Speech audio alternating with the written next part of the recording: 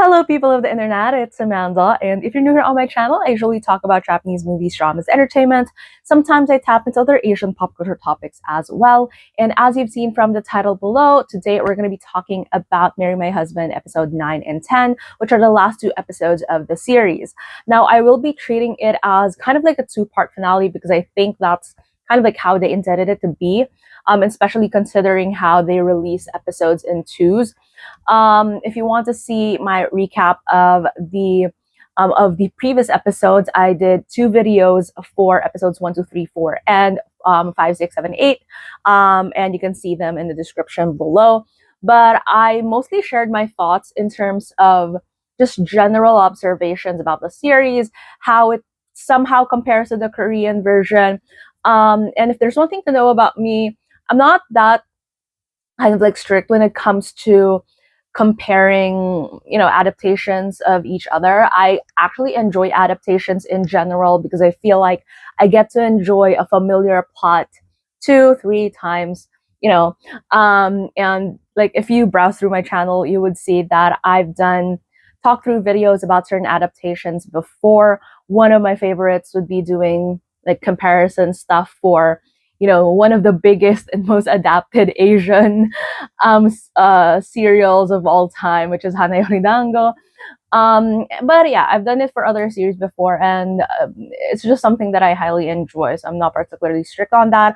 I haven't read the manhwa or the webtoon for Marry My Husband, so I'm not particularly sure like which version is closer to that original source material. So most of my references would be the Korean version because that one is what I've seen previously. But yeah, in my previous videos, I've talked about certain thoughts, comparisons, differences that I've noticed in these two versions, but I am still kind of like treating them as their own entities, and whichever you prefer in terms of treatment, which I'll also discuss in today's video, then totally up to you. But yeah, so if you're just up for that very casual conversation about this drama, then please keep on watching. So episode 9 kicks off where episode 8 ended, which is the cliffhanger of Wataru breaking up with Misa and then going off to Toyama, which is Misa's hometown. Now, in this episode, we learn more about Suzuki's background, like what really happened to him. We already know, based off of breadcrumbs throughout the previous episodes, that he was also from the future coming back in the past, and that's a reason why he was able to kind of like help Misa out in a lot of different different circumstances, and he kind of like has this foresight. So that wasn't much of a plot twist or a surprise, but the story kind of like digs deep into what actually happened to him, which is him witnessing Reina and Tomoya being arrested in the 2025 lifetime.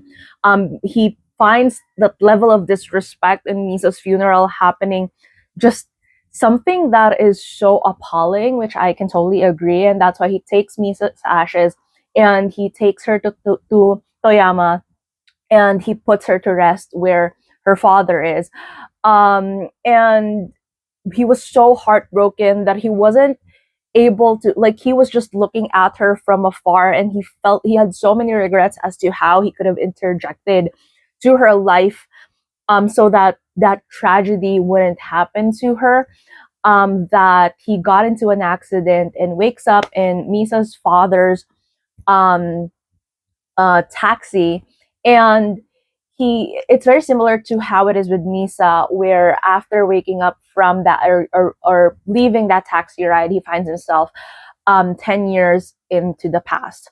But before all that, so we also see Suzuki contacting Tomoya, and also telling him to meet up. Now his plan was, because there needs to be a substitute for the death of Misa, he would take Tomoya with him. So no one would be the substitute for Wataru, and then Tomoya would be the substitute for Misa. Like, that was Wataru's plan. But after Misa sees Wataru's calendar and also kind of like finds out from Yuto that he, like, Wataru was having these kind of like suspicious actions before he left. They kind of like pinpointed, you know, his plans, and then he was able to stop her. What's interesting about that scene was it was fairly stupid on Misa's part to stand in the middle of the road to do that, but it was kind of like a drastic move that would definitely stop Wataru. I think it was kind of like that mindset that there was nothing to stop him, especially with his conversation with Tomoya, in a sense that he was willing to become the villain in order to save Misa, and even that if that leads to him also prematurely dying then. Um, and it just shows to some extent that, you know, the extremities of him and his love for Misa, which I have some thoughts about this, but I'll put that like later into the video once I do the character dissections. But yeah, that's pretty much it. And then basically, you know, Misa tells him to stop, asks him to like drive off. They leave Tom, which is so funny. They leave Tomoya in the middle of nowhere, and they kind of like walk away. And then Misa kind of like tells Wataru that she doesn't really need saving, or she doesn't really need protecting. All she needs was Wataru to be there for her in her second life. And I think that kind of like draws the boundaries and the lines in this particular drama, where, again, I mentioned this in my previous video, it wasn't about saving Misa. It wasn't even about revenge, I think. Like, that's my POV of how they're tracking this. It wasn't about that at all. It's about getting a second chance and living that life, and that Wataru was living his life, second life, for Misa and not for himself. And that would play into another part of the series later on, which I'll also discuss. But yeah, but throughout the series, we see Misa kind of like doing this for herself. And yes, there's a revenge aspect to it to some extent, but it's not as extreme as like the Korean version.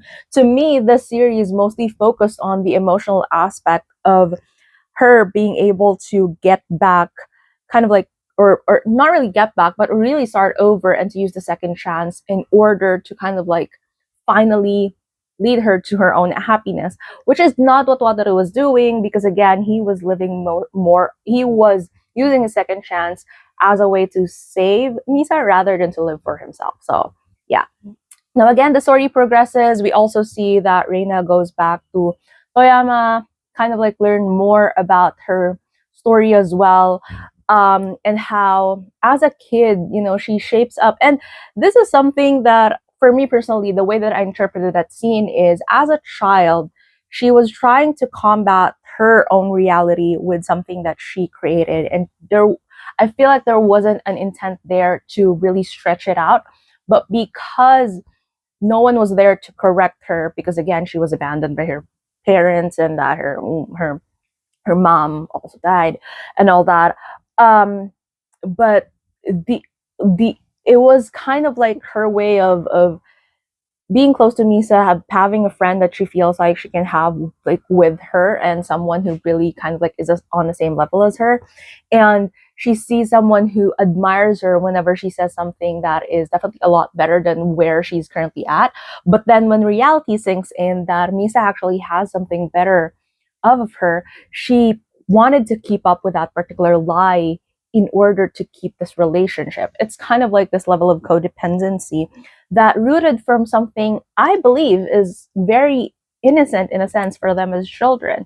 It's one of those things where it makes you feel better when someone kind of like admires you for something, no matter how small it is, something that is a sense of normal, and you just want to keep it going because you don't want that person to think differently of you. Especially if they have something that you don't have, and no one corrects that kind of behavior, or no one corrected that behavior for Misa, for Reina, and that was where the problem kind of like started.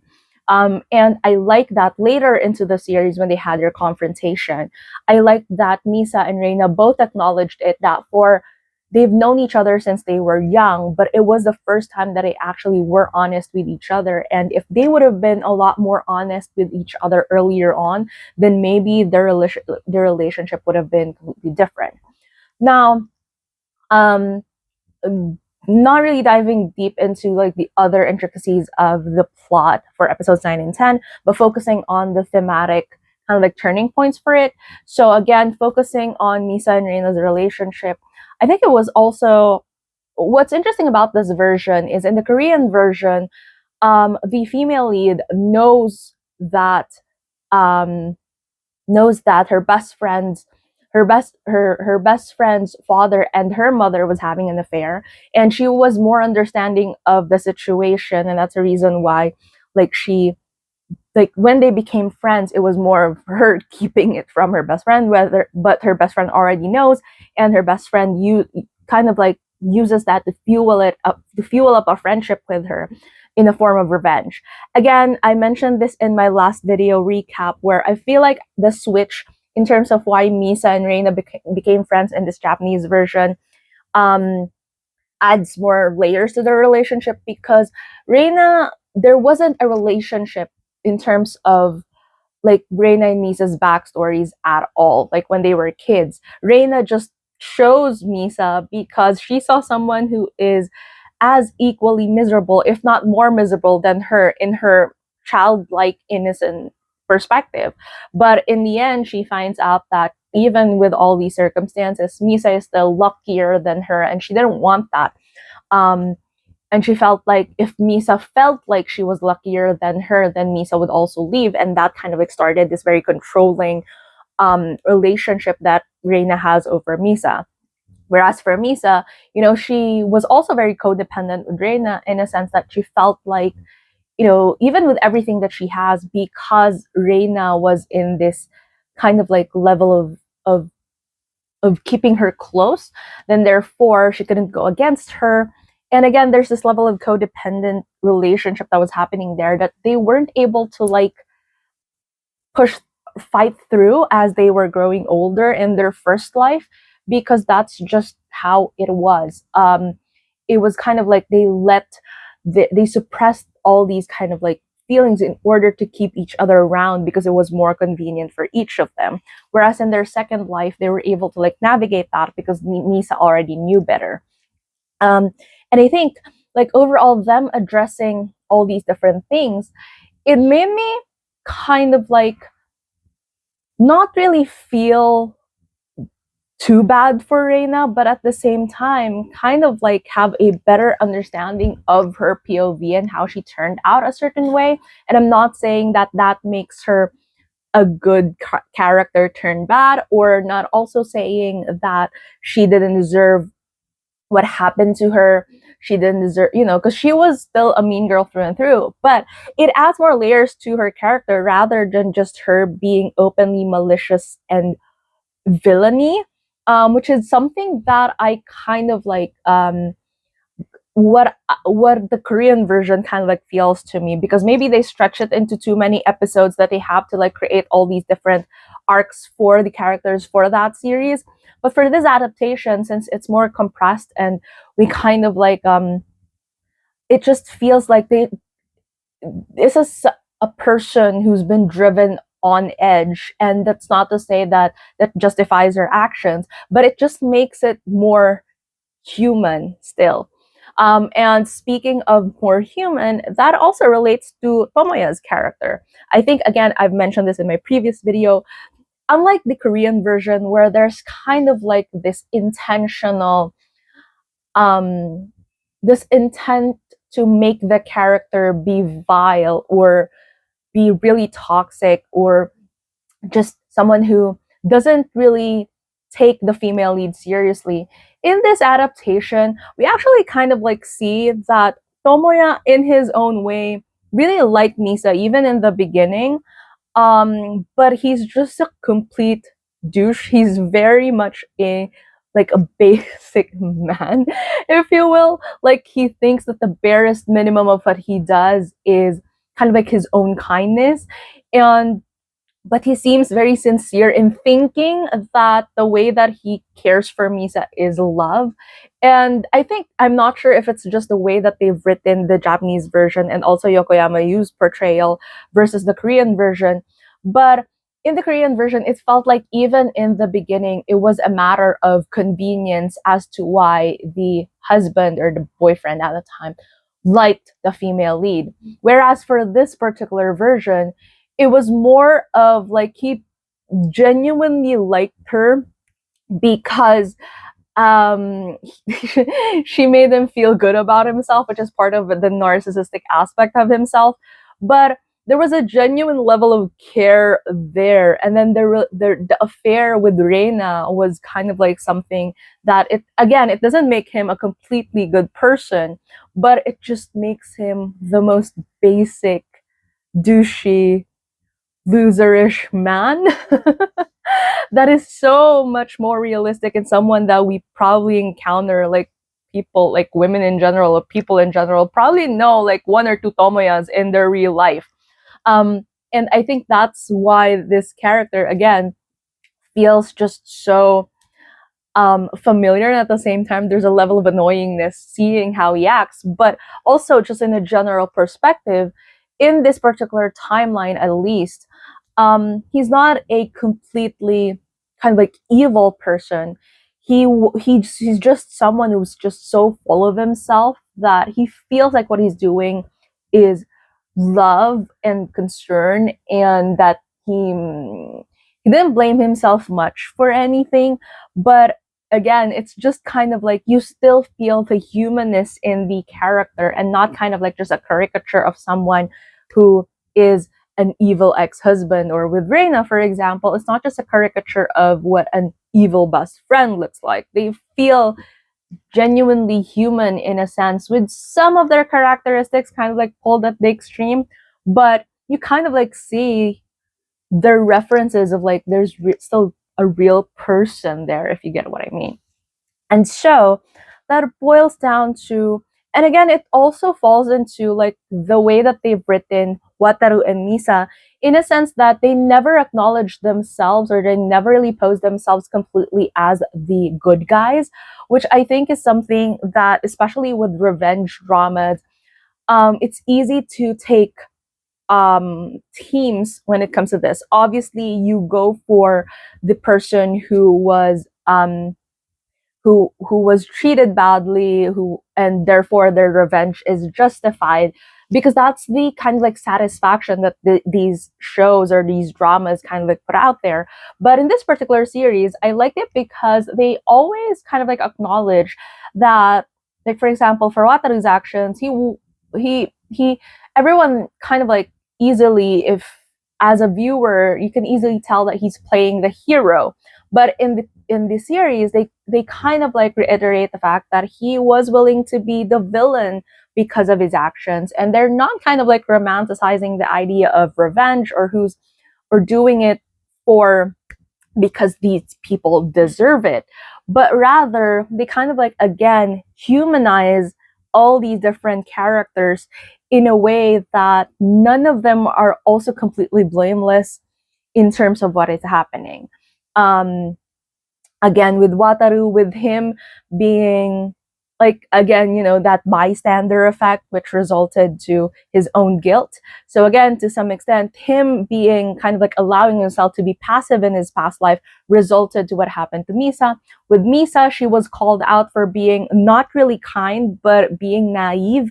And therefore, that also resulted as to why she became the doormat for Reina and eventually Tomoya. And also with Reina and Tomoya, again, as I've explained extensively. So for these four characters that are a focus of the story, none of them are totally painted as, the villains or the bad guys and the good guys, but rather we see kind of like more nuanced, more nuances in their characters. Obviously, as viewers, we have the characters that we're rooting for, which is obviously Misa and Wataru. But again, I don't know, but for me personally, there's definitely a lot more than just them being like the good team versus the bad team. And that said, again, focusing on these characters, in the end, that's why in the end it was also kind of like, I'm not sure if it's just me, but it's not that level in the Korean version when the two main antagonists kind of like got what they deserved. It wasn't that level of satisfying for the Japanese version, simply because again they felt more human. They didn't feel more like one dimensional characters, and therefore you kind of like feel like, there's a level of complexity in terms of how I felt like with their characters. Brings me to the next aspect of it, which is the role of their parents in the plot. So with Reina, she didn't have like parents, and I like that when she was confronting Misa, she was telling her that, you were still kind of like blabbing about feeling so alone, blah blah blah, but you don't really know what it feels like to be alone. And I think even with, and I kind of like felt for her, because in a sense, even if she didn't disclose to Misa that that was her circumstances, I think Misa was also very fixated in the fact that she the things that she didn't have, whereas she actually had people around her, whereas Reina was actually completely alone and Misa was her only friend. And I kind of like get Reina there, although she was also kind of like extreme to take it that way, because she could have just, opened up to Misa. But you kind of like understand the complexity of where these characters are coming from. And with Reina, it was kind of like sad that her fate was very similar to what happened to her mother. She used the same tactic of her own trauma in order to kind of like in her last moment want to make Misa feel bad throughout her entire life by having her witness what Reina did. The only thing is with this, Misa was already kind of like resigned with the fact that um it's just hopeless for the two of them to like stay friends or pretend to be friends, and that she acknowledges that it was wrong for her to still keep pretending to be Reina's friend in order to like to do her revenge. But that doesn't mean that she would be open to like forgiving her. It's kind of like just that nice resolve of either of them, that no matter what happens, they know what they want for the other person already. And it's just unfortunate that Reina chose the route that was something that is deeply rooted to her own trauma as well. Um, and I like that part where Misa almost wanted to tap her, but then she stopped herself, which shows that, again, there's history between the two of them. They couldn't just cut it off just like that, because whether or not they felt like their friendship was flawed or whatever, there were still some potentially genuine moments there, because they've been together for so long, and it's hard to just sever someone like that. And I like that even if that wasn't verbally mentioned in the dialogue, they were able to portray that through the way that the story was weaved to. And again, I said I was going to talk about the parents thing. In When Wataru was in the hospital, he had this little moment where he woke up and he was talking to his mom. And it was kind of like Reina was already gone, so Misa was already saved. Like she didn't need a substitute anymore. But in between Tomoya and also Wataru, it's kind of like 50-50, because they were both critical, with Tomoya getting himself into an accident. Very similar to what happened with Wataru in his first life. Now for these two, I like that the parallels were with Misa and Wataru's parents. They both wish for their children's happiness. Like, you own your life and you chase for your own happiness. Whereas for Tomoya, the difference was his mom specifically wanted him to live for her. He wanted to control his life, and that's how he's been living his life so far. And that's the reason why when it came to that kind of like those two scenes, it was more of like this metaphor that Wataru's mother's love saved him versus Tomoya. Like, Tomoya's life was put to an end, not just as a substitute to Wataru, but because his life wasn't his own. And the moment that he chose to live his life, aka making that call to Misa when he was driving the car and apologizing to her and telling her that he acknowledges that he wasn't living his life, and that the only person who, like, he was a complete loser, and the only, like, he kept on believing what his mom was saying about him even if he knows that he was wrong. And once he acknowledged that and somehow became his own person, then that became his own tragedy as well. Because again, throughout his entire life, he wasn't living it. Whereas for Wataru and also Misa, their parents from the heavens kind of like are giving the permission to live this life because this is yours. And I don't know, but that little detail right there, I absolutely kind of like love, because this series has a way of circling back to, you know, its own moments and creating these kind of like little parallels that are not too in your face, but it still kind of like plays a role in the plot. And that's, I think that's no coincidence that they kind of like played those two scenes in juxtaposed to one another, with Wataru in the hospital meeting his mom, and also kind of like Tomoya in the hospital, and also the way that his mom has been treating him, and you know, so yeah. um Now, focusing on the performances of the four main leads of the series, let's start off with Yokoyama Yu first as Hirano Tomoya. Now, I've I I've seen Yokoyama Yu both as an idol and also as an actor for so many years now. He's such, like, he's comedy gold whenever he plays into comedies, but for this role in particular, he performed. And again, I'm not sure if it's just the writing, but also he definitely gave the character a level of humanness, so that he is a douche and a loser, yes, but you see moments of sincerity in him, and it might be Yokoyama's portrayal or the way that it's written, but either way, it translated on screen. You see moments of him just genuinely being completely dumb. I like this particular moment when Reina kind of like calls him out saying, "Did you? I'm sure you kind of like Googled how to someone because you're stupid," like that. And to me, that was comedy gold, because that was exactly what happened.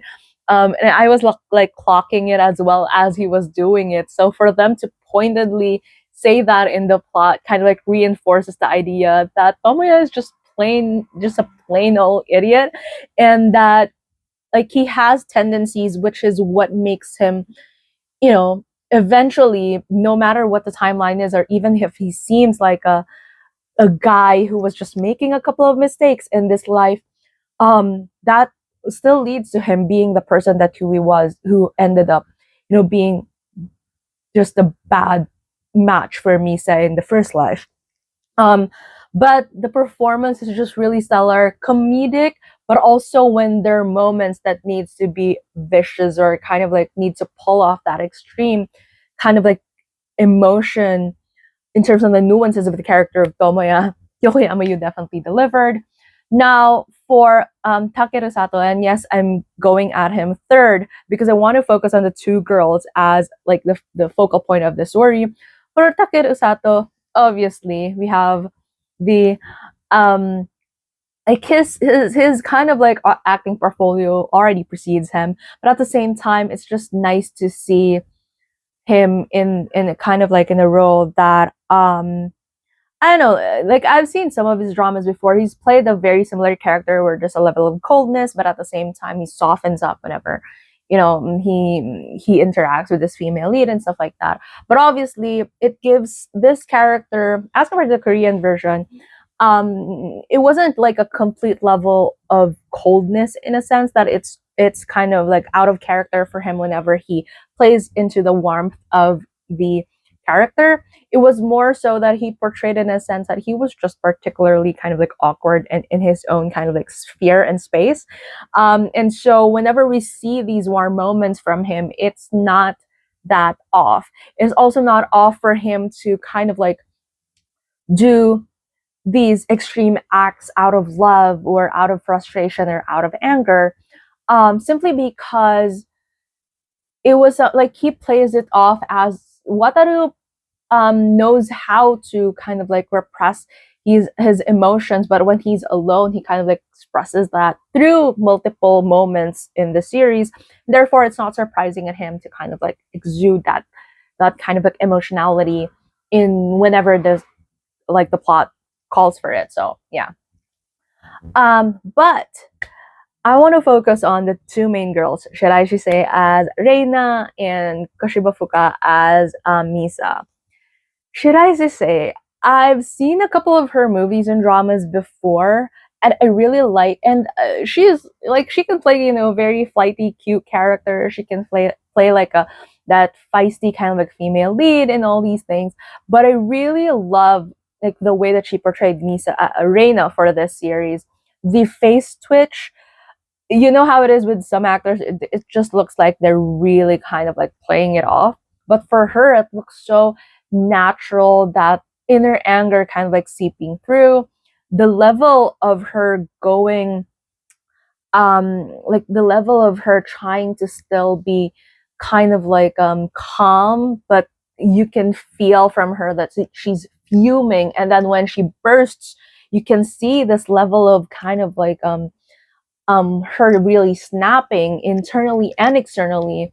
Such a good performance as Reina. I like her in the previous roles, but when you see her as Reina, you can feel something in this character. But again, she played it off that there's still a level of humanity to the character. You can see moments where you feel sorry for her, and that doesn't necessarily mean that excuses again her actions, but her portrayal makes Reina feel like a person rather than like someone who's just made out to be the villain of the story.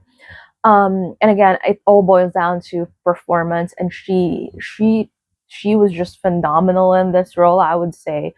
And even in those like whenever she shifts, like her eye acting, her entire face just delivers. But whenever her eyes kind of like fleet into different emotions and it's just there, and what she's saying doesn't match the way that she's kind of like feeling inside, love that. And then obviously our main girl. Now I've seen Fuka's projects before. The first time that I saw her was in She Was Pretty, the Japanese version as well. And then like a couple of more projects after that. And she's always been someone who stands out as kind of like she can play the kind of like plain girl who kind of like transitions into something more differently. And what I like about her is that she can play off someone who's really nice, but also someone who can be completely like mean and badass. And I like that about her. But for this particular series, there was just something about her macro expressions, the way that her hands kind of like shake on certain scenes that look just so natural, or the way that her small kind of like gestures play into the narrative and the plot. And what I like about her is, again, it's maybe just a matter of writing, but I like that she was able to translate that through her performance, is that Misa didn't completely change as a person. And I think that was kind of like my issue with the Korean version, as well as most plots that have to do with kind of like the ugly duckling transformation or all these other things where the main character kind of like changes her appearance and then suddenly she feels like a completely different person. For this, what I like is that they kind of like retained Misa's personality. She's still kind of like, even until the end, almost gave in to her kindness, and there's moments where even like interacting with Reina, like she kind of like fleets back into like those kinds of expressions that shows that she was kind of like the character. These two characters have been around each other so long that even if you hate her and know what's gonna happen, what she's gonna do, you've been more well aware as to who she is as a person.